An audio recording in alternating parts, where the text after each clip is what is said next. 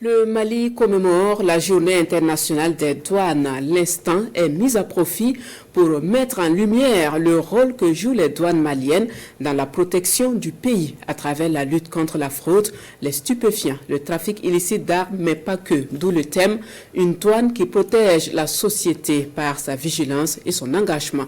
Siriki Balo, Siaka Konaté de l'ORTM compte rendu.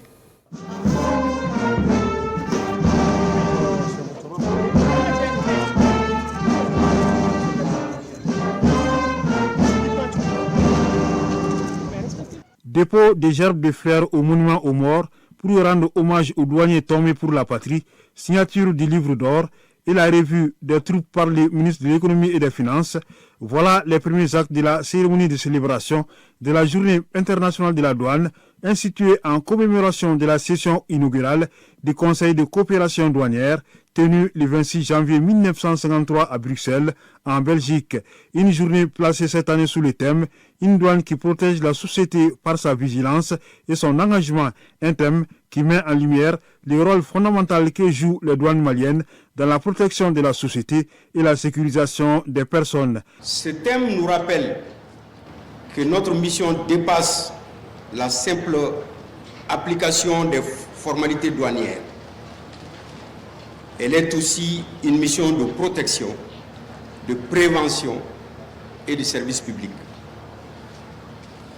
La vigilance est la pierre angulaire de l'action douanière et elle exige une présence constante au point d'entrée et de sortie du territoire.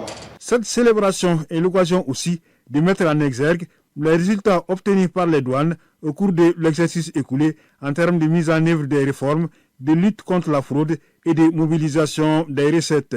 En 2025, les recettes douanières se chiffrent à 915 milliards 588 millions de francs CFA. La douane n'est pas seulement une administration aux frontières.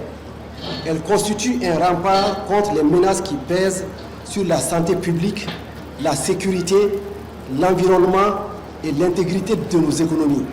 En ces temps de mutation marqués par les choix stratégiques de notre pays, dans les domaines de l'indépendance politique et économique, je ne doute point de la capacité de votre administration à dépasser les objectifs de recettes et à consolider les relations avec ses partenaires dans l'atteinte de meilleures performances suivant les principes clés édictés par son Excellence le général d'armée Assimi Goïta, président de la transition, chef de l'État. Le représentant de la mairie du Mali appelle le nouveau directeur général des douanes à continuer d'appuyer les actions de développement de sa commune.